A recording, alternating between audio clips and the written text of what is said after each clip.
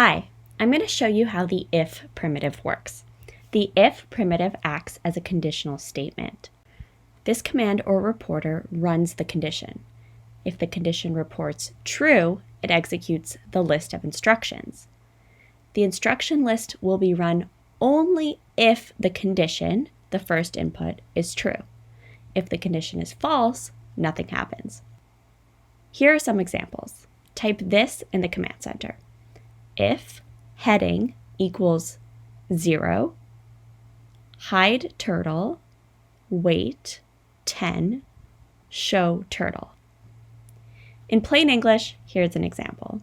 If the statement before the square brackets is true, then do the instructions inside the square brackets.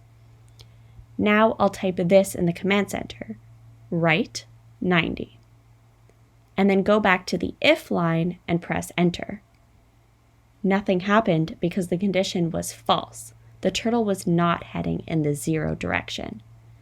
You can use if for other things, like if the answer is correct, go to the next page. If your score has reached a selected number, then announce something like, you won, game over. If the password entered is correct, show a secret text box. If instructions are often used to stop recursive procedures. Take a look at Project 2 in the PDF Lynx Projects for Learning to Code in the Help section of the Lynx homepage. You can also see a different use of if by looking at the video tutorial for question and answer. And remember to look at the Lynx sample project for if.